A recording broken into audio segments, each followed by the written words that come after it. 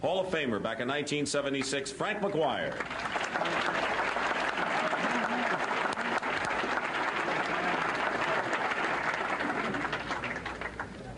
Thank you very much, Dick. Honored guest, and we have some wonderful people here. Looking at Claire B., my coaches, contemporaries, Nat Holman, Howard Kahn. When I was coaching at St. John's University, a young coach, and they corrected all my mistakes, so I can't go without just mentioning them. You know, just standing here tonight and following a fellow like Senator Bradley, not Bill Bradley anymore, Senator, Dean Smith whispered to me, and he said, "Boy, you can't repeat what he said." I said, "No, and I hate like hell to follow him, too." And these fellows come prepared, these politicians. So I'm telling you. But he was always prepared. I remember, I think I go on record as, and Coach with me, Coach Smith, as the first ones to visit his home at Crystal City, Missouri. And he wasn't even there. He was a junior in high school, but we heard about him through a letter from Jack McMahon and Macaulay. They had a boy at camp that year that they thought was a college player. Heard about him through a letter from Jack McMahon and Macaulay. They had a boy at camp that year that they thought was a college player. When they looked into it, he was only a sophomore in high school. They said, "Frank, you better look into this." So, Dean, I don't know how we get out there. Dean knew how to get around, especially around Kansas. And we wound up at Crystal City, Missouri. And your father, you know, was listening to, he's a great Red Sox, no, I'm sorry, Red Sox, Cardinal fan. Cardinal fan. It was a Saturday night. I don't know whether he even told you we were there or not, but he couldn't understand why. I can't understand this. My son is only a sophomore and you're visiting. But anyway, that's part of coming back and building. And he forgot about me. I was in Chapel Hill.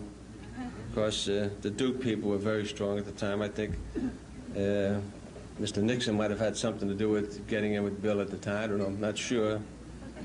Then that nice, quiet fellow with the bow tie on that, Pete Carell, they steal everybody, that Ivy League group. But, you know, my great honor tonight is not like it's being in the Hall of Fame, but having a wonderful honor of introducing somebody like Dean Smith. I wanted to ask Lee Williams today and ask Kurt Gowdy, our wonderful president, and I can ask him now publicly, is Dean the youngest coach to go into the Hall of Fame? Can anybody? I would say so, yes. Now, just think of that. Isn't that wonderful? He's a young guy that's going to the Hall of Fame. Boy, that's something, Dennis. That's great. He's only starting out. You know, I sent to Chapel Hill. I said, I want to know all, imagine me asking all about Dean. I could tell you how he slept. I can tell you how he walked in his sleep and scared the hell out of me on many nights. I can tell you how he came with me at Chapel Hill. I'm sitting at a table with Ben Carnevale and Bob Spear, his very wonderful coach at the Air Force Academy. And I just made a statement. I said, you know, I need another coach next year in Chapel Hill. Coach Freeman, the greatest coach, one of the most wonderful coaches in the world, was sick, and I just needed some more help. And I went to make a phone call, and you can bet that phone call, I was recruiting somebody back in New York. We were way out in the West somewhere. I came back, and Ben said to me, Bob suggested that he had a fellow leaving the Air Force Academy, leaving the Air Force at the time, not the Academy, leaving the Air Force, by the name of Dean Smith. And he was a very excellent young man. I said, well, that's fine, Bob, but the name Dean back in, you know, Dean, can we change it to Joe Smith or Frank Smith or something else? On a salary and the chancellor said, we cannot do it, Coach. We just can't go that far. I said, thank you, Chancellor. Come on, Dean, let's get out of here. And Dean, we walked out the door, and we got out the door, and Dean grabbed him by the neck, and he said, please, let's go back and talk with that. I said, no, come on, let's take a walk across the campus. So when we reached the office across the campus, the phone rang, and the chancellor said, well, if you want him, Coach, he's yours. And I tell you, it was the greatest thing that ever happened to me in my life. But the only thing is, he wanted to work more. In the beginning, I wanted him to rest a little. You know, I didn't want him to get into this New York business coming up on the subways, and I did say Eastern Airline, I could say it again. And then finally, the only complaint he ever had with me, the only time I heard him complain was, when are you going to let me do some work? Because Dean is a worker. He absolutely would rather work than anything else. His loyalty, forget about it. What more would you want from a man than loyalty? The most loyal man in the world. And the players that play for him, like they talk about Billy Cunningham. I recruited Billy Cunningham, you know, from the neighbor's children in Brooklyn. The Larry Browns and the Doug Moes I left with him. They love him because he made sure about their classes and so on and so forth. They all graduated. There's a big statistic on how many graduated and so on and so forth. I have it. I'm not going to mention that. But it's a family. Dean coaches, and I go in and watch the practices. I play Mickey the Dunce and listen. But you can see everything happening. You can see the respect that these young stars, he'll take a fellow that everybody wants, you know, a prima donna. And the next thing you know, he becomes part of this machine like these great Knick players. You know, this is a great thing for being up here and being a New York Knight. Isn't it great? Craig, you somebody arranged this, Bill. But the New York Knicks team, that's what they're talking about, teamwork. Next thing you know, you'll have these boys playing as a team. So I'll just read what they sent me from Chapel Hill, which I know, but it's only the beginning of his life. Like I was out in Kansas recently, they were honoring our 57 team, the team with the 4 Irish Catholics and the Jewish boy. Rose and Bluth and so on. We beat Will Chamberlain in the final game. And I heard a rumor that the coach had been fired out there, a very fine coach named Ted Owens and so on, and somebody said something like, we think we can get Dean Smith. I just told one guy, he said, hey, listen, all the money in Kansas and everything you can find, ain't no way to move him out of Chapel Hill, I'll tell you that much. And I meant that sincerely. But, you know, just going along, I want to read some of the facts of what Dean is all about. Just think, his career record is 496 wins against 153 defeats now. That's 764 average. That's not Mickey Mouse teams. Those are good teams. Dean likes to play good teams. Winner of 9 ACC tournament championships. That's the most ever. Now, if you don't know what the ACC is like, God almighty, the Big East now is beginning to do the same thing. It's like a meat grinder going through the ACC. It's the toughest thing you can possibly do. He finished first in the ACC regular season race 11 times. That's the most ever. Has won at least 20 games for 13 straight seasons, the longest streak in history. Has won at least 25 games on 11 different occasions, equaling Johnny Wooden's record. Has won 7 NCAA regional titles, second only to John Wooden. One of only 2 coaches, and Pete Newell is here, is the other one, to coach a team to the NCAA championship, the NIT title, and the Olympic gold medal. One of only 2 men, Bobby Knight, you all know Bobby Knight, is the other, ever to play on an NCAA championship team and also coach an NCAA championship team. He has taken Carolina to 17 straight postseason tournaments. Has taken Carolina to the NCAA tournament 9 straight years, the longest current streak in the country. Led Carolina to the NCAA title in '82 and the NIT championship in '71. Has won 27 games in the NCAA tournament, 3rd on the all-time list behind Wooden and Adolph Rupp. Now listen, there's nothing much more I can add to what Dean Smith has done. And the point of this thing is that I really believe it's only the beginning. Dean's recruit this year were probably the best in the nation. And I tell you one thing, he works at it. He has a wonderful family, the greatest family. I just said to Dean before, I listened to the way things were going. I said, Dean, it's your place to introduce your family. But you know, a coach is only as good as his family. I coached a long time, long time, and you're on your own. You say this family is second, but actually, if you love the game, and you really have to love it, be devoted to it. So at this time, I want to introduce what I think is one of the greatest coaches of all time, and I think will equal the records of all the great coaches of all time, the one and only Coach Dean Smith.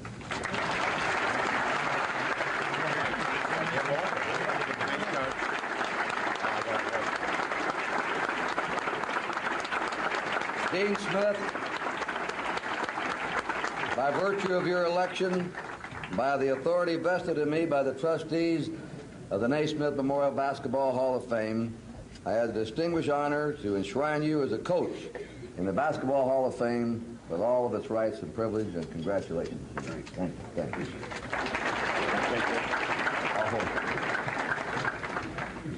Thank you, Kurt. Honored guests, ladies and gentlemen, Coach McGuire, I bow to him. He brought me to North Carolina. I'm forever grateful. In fact, I think he got too much tonight in that, I'm the rookie up here, and I had to serve his salad. And Bob Curlin even said, hey, take care of me, rookie. And I served his salad. Thank you, Bob. I thought it was overdone. I heard of Bill Bradley carrying Dave DeBuscher's bags, but I didn't think I had to serve salad tonight. But that's part of the rookie business. You guys didn't have to go through that.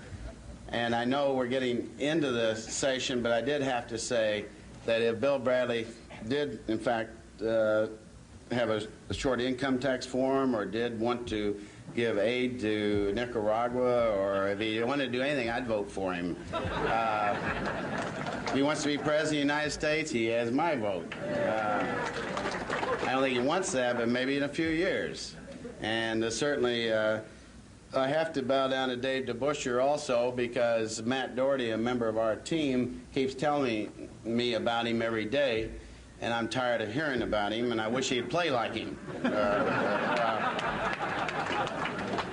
And he will, if I don't mess him up. And can you imagine being an official? Dallas, you're out there. Being an official and being selected by Dr. Allen and Henry Iba. I played for Dr. Allen. I spent much time with Mr. Iba. I still call him Mr. Bob Curlin says Coach. But if he's selected by them, he's a saint. I can't believe that Dr. Allen and Mr. Iba agreed on one guy. Now, Pete, you told me he did. Now, Dr. Allen's dead, and Frank used to tell me, you want to say something, say about the guy that's dead, because they can't prove it. But that's New York. I'm from Kansas, and I can say safely I don't believe that quite happened that way. But I am impressed with Mr. Leith, and I think I'm sorry I didn't meet him. And then, of course, Jack Twyman is coming up, and I don't believe all Bill Bradley says about him not passing the ball. And because Tom Haggai, a good friend of mine, says he is very team-oriented, and certainly Lou Wilkie is a friend of mine many years ago when I was a young man and meant a lot to me. And then I'm here only because of my players. I think that's obvious. There are so many great coaches in the game, and unfortunately we have a problem in our society is that we decide on players, and let me say this, I think the Hall did a fantastic job in deciding on players who also were team players. Bill Bradley maybe the one that, of all who believed, and I haven't read your book, Bill, I'm sorry, about being a team, and I think that is number one. And I really believe this, and for coaches to be a part of that is so important. I'm very proud that our team always seems to play together, but I can't believe all the coaches whom I know that have teams play together. I met a couple over there, way over there, and they were saying their teams play together. So for me to be singled out is very much an honor. I'm very proud, and my wife said not to say I'm a little embarrassed, but I am. Because there are so many teams, there are so many great coaches, like D. Rowe. Now, D. told me to say that, but that's all right. In all seriousness, he would be. I watched him with the pre-Pan American team of '75. He had Parrish. Now, I'm in Massachusetts, so I can say Parrish is a pretty good player. But only D could make him play, because he called him the senator, and he was a senator before you, Bill, and guys, did Parrish play? D has an amazing way with young people, and apparently he did a pretty good job up here, D. I was impressed overall. But when I started to say it's a team game, and I have Rick Brewer, our sports publicity director, helped me, 139 lettermen who have played for me, and I'm here to accept it on their behalf. And I think that's obvious to anybody who's ever coached the game, that your players do it. Our players are students. Our players, fortunately, I think we're up to Coach Guthrie's 96.8% of our players do graduate. Over half go on to graduate school. I wish over half went to the NBA, but we're getting up there. It's getting better. But if they come back in, I'll certainly get their degree. And I think that's what bothers me about our society, is that we pick out people that score points. That's changing. Certainly these guys didn't score that many points. And coaches who have won-loss records. I think so much can be said about the coach who is 500, 12-12, who's done a fantastic job. And that's why that comes the embarrassment part. And I've been very fortunate, and I do thank our players who have played for us. And let me say in closing, I want to thank my father and mother who are here. And my father was a great coach in Kansas high schools. He's well known in Kansas, and I'm glad he gets some national attention if this is national. And I am really bothered by the fact that he complains about throwing the cross-court pass, the baseline drive I leave, but he's still my father. And we argue a little bit about basketball, and I'm so happy my wife Linnea could be here, my son Scott, my daughter Sandy, and my daughter Sharon, who I'll be a grandfather in 2 weeks. She couldn't travel, and I already feel like a grandfather, but more like a father with a 4-year-old and a 2-year-old whom I miss very much. So, Dee, I'm sorry, I'm trying to catch up with you with 5. And then my sister Joanne, and my brother-in-law Dr. Jim Ewing, and then probably have the best representative of families around. Now, we were a little embarrassed when they stood up. But let me say, when I said 139 lettermen, I want to add the staff I've had. I've been so lucky to have the staff I've had, and I know everybody's wearing, Dee, you're watching? Monsignor left, you could. The staff I've had, and Bill Guthridge, who has been with me 18 years, I said, hey, you got to take the Arkansas job.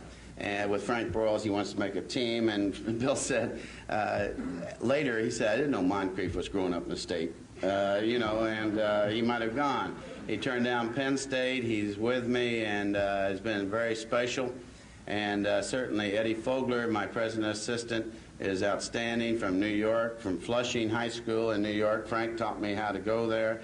And I don't know the subways, but I do know the way around. And Roy Williams, my outstanding coach with me now. Before then, John Lotz, who was head coach at Florida. Listen to this, 3 times Southeastern Conference Coach of the Year in 6 years. And then the president said, hey, John, you're not doing the job. And, that's pretty good. Southeastern is a good conference. John is here. Larry Brown, my assistant for 2 years, and I did ask him to leave. He didn't leave on his own, to go play in the ABA, and did encourage him to go to Kansas, where I'm sure he will do an outstanding job. As Frank said, he recruited Billy Cunningham, and I say thank you, Coach. All these years I've thanked him, and I've thanked him for Larry Brown, and certainly, I've been very fortunate with my staff. And hey, come on, staff, stand. And family, all right? And family. Dad and mother, and hey, Bill, you wouldn't believe this. John Lotz was Bill won't believe this, but John Lotz was an FCA conference with Bill Bradley. He brought back Scott, his autograph. This is good for you, Senator Bradley. And Scott said, gee, thanks, Coach Lotz. Who's Bill Bradley? But he was only 2. And we'll let that go. But also, a group from North Carolina whom I respect very much, just because they gave $30 million to our new Student Activity Center. Thank you. And the fact they're here, our athletic director, I have great support. I'm very happy at North Carolina. And then at last and not least, I want to say thank you to Dr. Forrest C. Fogg Allen, who was my college coach, and Dick Harp. They aren't here. Dr. Allen passed away a few years ago, I hope someday he'll be a coach in here where he should be. And certainly Bob Spear of the Air Force Academy. And Ben, thank you for mentioning my name to Frank McGuire. And Frank McGuire, who brought me to North Carolina, I still will serve you salad any time. I thank you. A great coach, a great teacher whom I learned so much from. I should say from whom I've learned so much. I'm sorry. But it's a pleasure to be here, D-Row. And I'm sorry we don't have Bill Cosby here. The only other time I've been, Cosby was here. And he told the stories on Litwack, Coach Litwack. And Linnea and I were out in Lake Tahoe last week, and I asked him, is this a true story? He said, oh, it was. He said, Harry said that, he got the guys together for scrimmage. Here's Joe, Johnny, Tom, Don, and James. You're the first five. You're over here. And he said, you, be skins. And he said I was one of those skins, didn't he? Thanks very much.